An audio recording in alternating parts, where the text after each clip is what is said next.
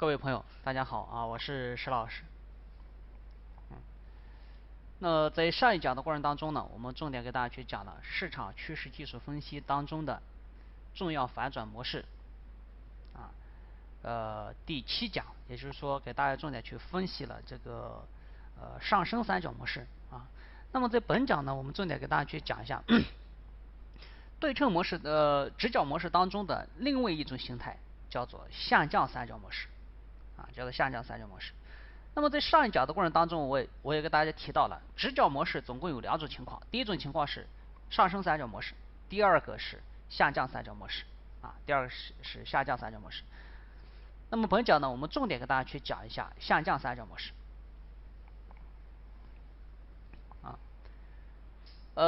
直角模式在直角模式当中，上升三角模式也好，下降三角模式也好，它总有一条边线是水平的那么在上升三角模式当中我们可以说上方的顶部边线，或者我们叫共济线它是水平的。那么反过来说的话，下降模式当中它的底部边线或者叫需求线，它是水平的，对不对？所以说下降三角模式中有一条水平的底部边线有一条水平的底部边线，或者说是需求线，对不对？和一条向下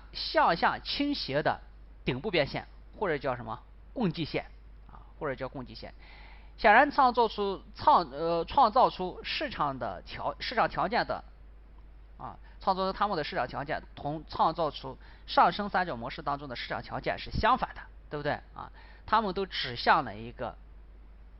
很强烈的一个方向。也就是说，上升三角模式基本上都是向上去突破，那么下降三角模式基本上都是向下去突破。所以说他们的失败无论是上升三角模式也好，还是下降三角模式也好，他们的失败基本上都是非常非常少见的非常非常少见的。那么同样的，如果说是这个三角模式要失败的话要失败的话，什么意思呢？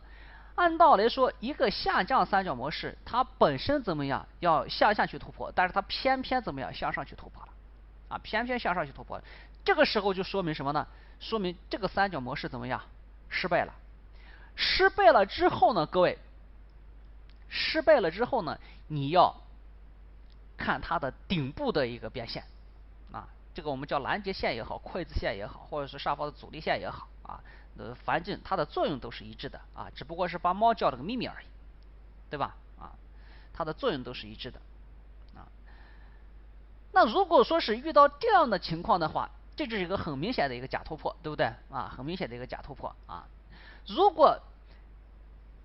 它在底部同时满足了我们给大家提到过的一个什么形态呢？提到过的一个成交量萎缩成交量萎缩，这是它的底部的成交量，这是它的成交量，对不对？成交量逐步的怎么样萎缩，而且向上突破，且没有放量这是第一点这是第一个成交量的问题第二个，前面的第一次回落的这么一个高点也没有突破对不对？那么它就把一个下降三角模式演变为一个矩形调整这是第一个这是第一个。第二个，我们给大家强调过一个假性的突破本来没有按照它预定的方向去突破的话，它向它预定方向相反的方向怎么样选择了一个突破。那么由此可见，这个相反的突破只是昙花一现它离一个真正的反转或者真正的一个趋势已经不远了那么同样的一个下降三角模式，它没有向下去突破，而是选择一个向上去突破，那么就说明了一个同样的道理对不对这是下降模式它的一个构成那么与对称的三角模式，它的交易量来说的话，它的特征是一个什么样的特征呢直角三角模式的交易量部分没有什么需要多说的，对不对？它的图形一般同对称三角模式发展中出现的交易量基本是相同的。所以说你只要记住了，一个三角模式，无论是对称模式也好，还是直角三角模式也好，它们的交易量的形态交易量的图形基本上怎么样都是相同的随着价格朝顶点方向移动，交易量趋于降低也就是说它一定是一个缩量的它一定是一个缩量的。那么这个呢，我们在之前的讲解的过程当中呢，也给大家提到了那么在上升的形态当中，唯一不同的是，在上升的一个形态当中，通常模式中的每一次上涨交易量都会增加，每一次的下跌转手量都会下降，对不对？转手量都会下降但是在上升的一个形态当中大家要正确的去理解这一个话语理解这个话。通常随着模式的每一次上涨，交易量都会增加每一次下跌转手量都会下降。这个地方提到了每一次的上涨交易量都会增加，但是它不会超过前一个高点的交易量。也就是说，每一次的上涨交易量每一次的上涨交易量也会增加，但是这个增加是相对前期的一个低点来说的。但是总体来说，它是从第一次高点向下去反弹的过程当中，它的交易量始终是趋于了一个什么降低的过程当中。那么这个增加是如何去增加的？你比如说，这是它的第一次高点，对不对？第二次回落下来之后，当它这一次上涨的过程当中，交易量是不是增加了？但是它整体来说怎么样？是不会超过前期这个高点的。那么回落之后第二次交易量又会增加，但是又比这一次的量怎么样？又低了。那么所以说整体来讲，交易量怎么样？还是出现了一个缩量还是出现了一个缩量，对不对还是出现了一个缩量所以说你要正确的去理解，对不对正确的去理解那么在下降的一个形态当中，情况刚好是相反的，只有下降的时候不那么明显只是下降的时候不是那么明显，对不对不过这些小型的价格起伏在到达突破点之前，并不影响这个整个交易量的一个减小那么后面这句话我们就很好的把前面的给大家去做了一个阐述，对不对？所以说在到达突破点之前，并不影响整个交易量减少的一个趋势。也就是说，整体来讲，交易量一定是一个缩量的过程交易量一定是一个缩量的过程，对吧这是三角模式当中的，无论是对称三角模式也好，还是直角三角模式也好，它们当中的一个交易量基本上都是一致的那么在突破的时候，交易量也是如此，对不对在突破的时候，交易量也是如此。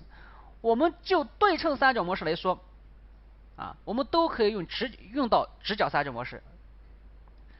也就是说，我们把对称三角模式当中的一个突破，基本上都可以用到一个直角三角模式当中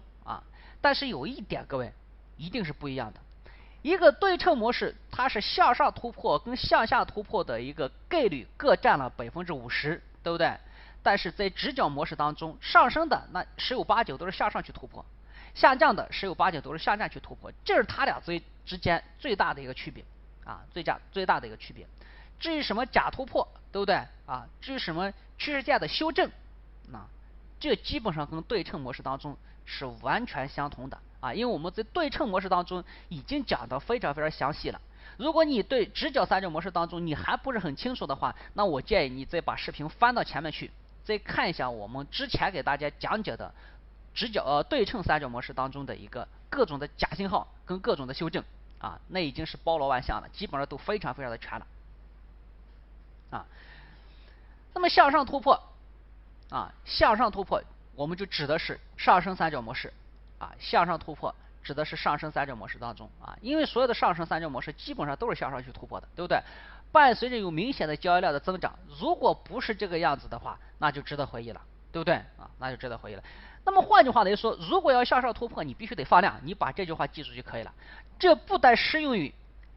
三角形那么其他的形态也是适用的啊，下降模式当中向下突破，也许不会带来明显的交易量的增长。也就是说，下降的时候啊，向下突破的时候不一定要有交易量的增长啊，交易量增长。但是转手量一般会在突破模式之后的第2天或第3天有所增加啊，有所增加。那么在下降的过程当中，我们重点考量的不是它的交易量的一个放量，而是转手量的一个增加啊，而是转手量的这个增加，对不对？在突破模式之后向边界线回归的时候是相当怎么样常见的啊？突破模式之后向边界线回归是非常常见的，对不对？所以说你这个时候你没必要大惊小怪啊，没必要大惊小怪。那么它们的出现似乎取决于整个市场的一个情况，这个怎么去理解？各位，我们之前给大家去讲过这个事情啊，讲过这个事情。你比如说啊，我们现在看了一个个股啊，看了一个个股，对不对啊？我们现在在做一个个股啊，做一个个股。这个时候你就把个股怎么样要跟大盘要联系起来啊，要跟大盘要联系起来。那么它的回调，也就是说突破之后的回调，重点是取决于大盘，对不对啊？如果大盘跟个股的表现是一致的，那么我觉得就没必要怎么样回调了。这个时候你再等回调进入的话，那花菜都凉了。当然我们的股市是不能做空的，对不对？如果你去做股指期货啊，那股指期货里面也只能去做指数，对不对？你做不了个股啊。如果说是在向上的模式当中，那么当然我们可以把个股跟大盘怎么样联系起来啊？这个怎么去理解啊？各位，你比如说个股怎么样在向下去跌，出现了一个什么向下的下降三角模式啊，下降的三角模式向下去走。那么大盘呢，这个时候是横盘或者是上涨，反正它就不是向下啊，那么如此一来的话，如果个股向下去突破，大盘在横盘或者是向上去走，那么一定会出现回调，再次向下，对不对？出现回调，再次向下，对吧？啊，相反的，如果说是我们现在看到的大盘是向下的啊，大盘向下的，个股出现了一个向上的突破啊，那么在突破之后，它肯定得踩一下再次起来。所以说，如果说是大盘的表现的比较弱啊，个股来了一个强势的突破，各位在突破的一瞬间不要去追单，对不对？那你要等什么呢？你要等它回调，对不对？回调之后再怎么样去建仓啊，这样的话相对来说比较安全一点啊，这就是大盘跟个股的一个区别啊。你只要把这个相关性你只要把握住了啊，我觉得问题都不大啊，对吧啊？那么直角三角模式当中较好的可以信任的突破，通常出现在模式完成的过程中，同对称三角模式的相同阶段啊，也就是说，一个直角三角模式当中，你什么时候突破啊？朝哪个方向突破啊？当然，在直角三角形当中，突破的方向已经给到了一个明确的指示啊。那么它突破的时间，我们在讲对称三角模式当中的时候，我们也提到过了啊，这里的话我们就不做这个赘述了啊。你如果还是不明白，你可以去翻之前的视频啊。那么它突破的时间啊，和这个过程啊，基本上同对称三角模式阶段是相同的啊。突破出现的越早，它就绝不可能是假性运动啊。直角的假性运动比对称的要少得多啊，在那些不常见的价格基础三角紧接而没有产生明确的突破情况里，似乎失去了它大部分的能量，对不对？所以说你只要记住了啊，直角三角模式它的假信号要比对称三角模式要少得多啊，这是第一个。第二个，它突破的方向，它突破的区间基本上和对称三角模式当中突破的区间基本上是一致的。第三点，如果你遇到了一个直角三角模式啊，如果你遇到了一个直角三角模式，它突破的越早，它越就不可能是假信号，它就越不可能就是假信号啊。这就是它跟对称模式之间的最主要的3点的一个区别啊，3点的一个区别。好，我们再来看一下啊，这是一个非常长的一个顶部的一个直角三角模式啊，一个直角三角模式，这是一个下降的啊，这是一个下降的。需要注意的2点是，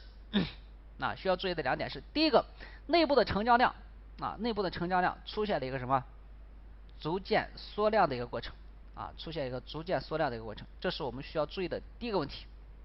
啊，第一个问题。第二个问题，它在突破的时候是选择一个放量啊，是选择一个放量。我们之前说向上突破不一定是要放量，但是我们也没有去讲必须不能放量，对不对？必须不能放量啊，所以说你要搞清楚啊，你要搞清楚，向上突破一定要放量，向下突破不一定放量，但是你要放量的话也是可以的啊，也是可以的啊，这是它俩之间的一个区别，对不对？好，接下来我们去讲一个三角模式所衡量的一个幅度啊，尤其是对称三角模式，它突破之后所衡量的一个幅度啊，所衡量一个幅度。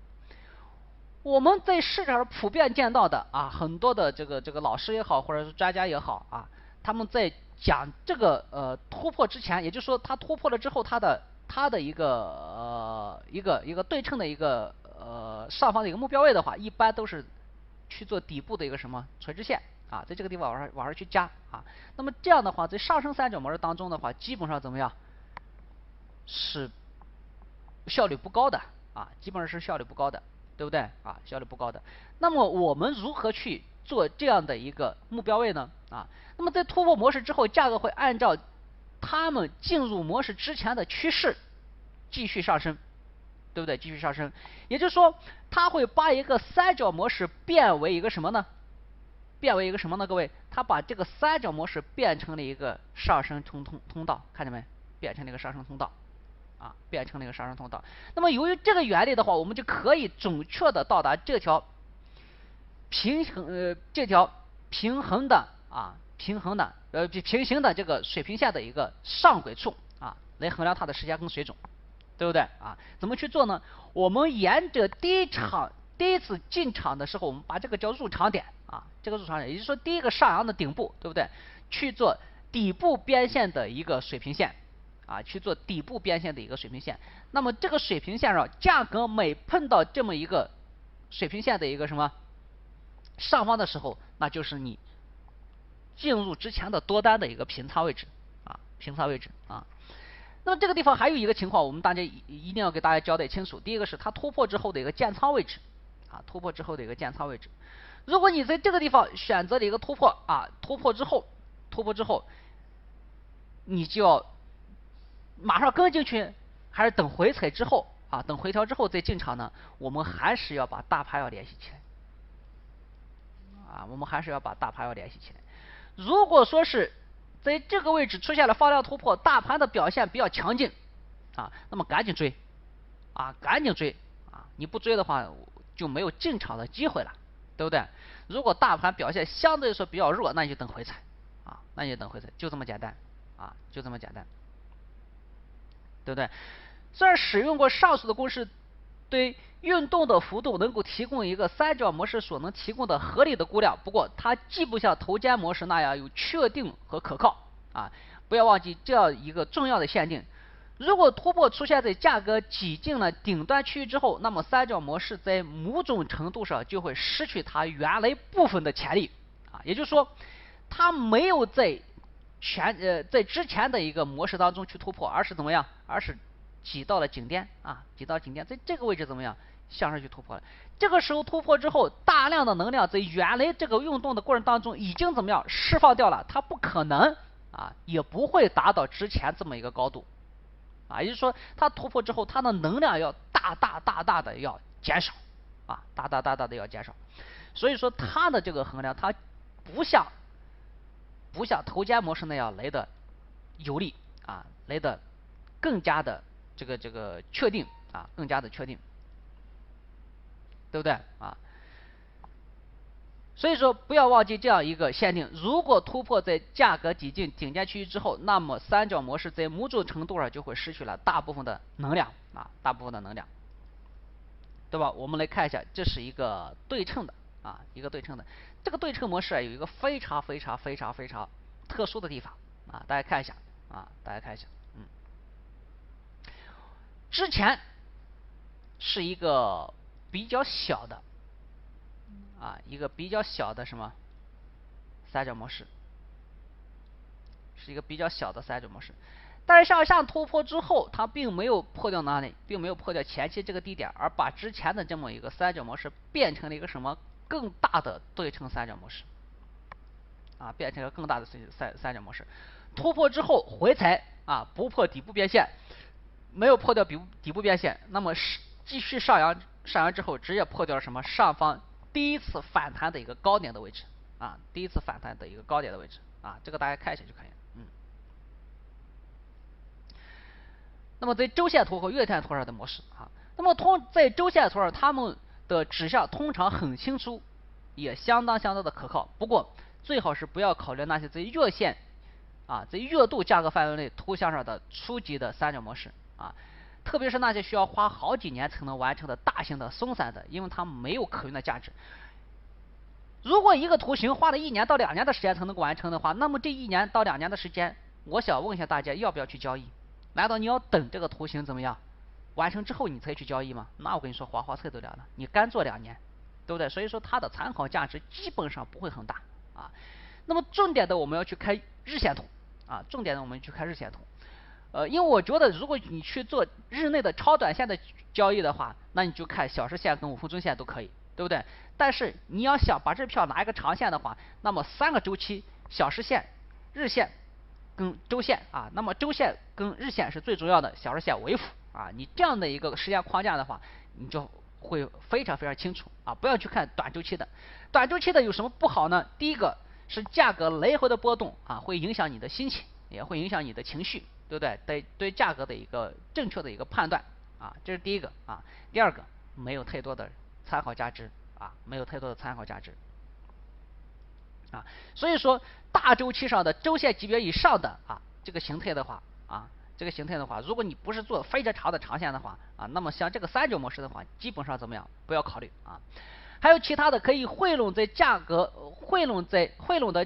巩固和凝聚的模式，这些模式也可以归入到三角模式当中啊，这个是不常见的啊，我们了解一下就可以了啊，了解一下就可以了，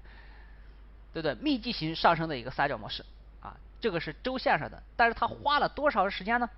啊，这个时间是非常长的，非常长的，对不对啊？所以最后我们要提醒大家的是啊，如果你在我们的分析的过程当中要不断的啊，如果你在分析的过程当中不断的使用通常，对不对？什么字样？你看，通常、一般这样的字眼限定的话，感到失望啊，我觉得这是大可不必的啊。可是你想要将实际发生的事情与真正的图像画出来，这是不可避免的，对不对啊？没有2幅图像是完全一样的，就好像世界上没有2片树叶是完全一样的，这样的道理，对不对啊？没有2个市场的趋势是按照完全的一个方向发展，完全一样的方式发展起来的，对不对啊？发展起来的历史在不断的重演，但是重演的过程当中，它一定还是有区别的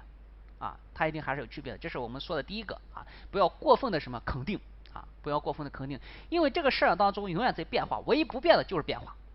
对吧？啊，这是第一个。第二个，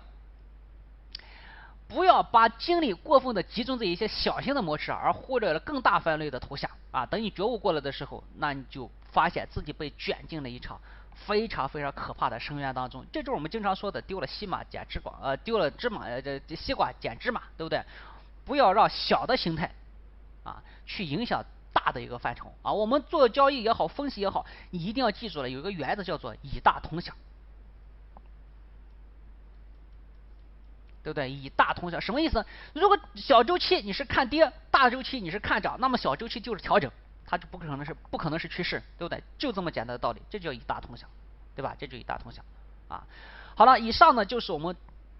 花了大概有4个课时的时间给大家去讲了一个三角模式啊，包括对称三角模式跟直角三角模式啊。包括对称三角模式跟直角三角模式啊。那么在下一讲的过程当中呢，我们重点会给大家去讲一下矩形模式啊，矩形模式它本身发展起来的矩形模式和从直角三角模式当中演变而来的一个矩形模式啊。那么本讲呢就到此为止，我们下一讲继续再和大家去聊，谢谢大家，再见。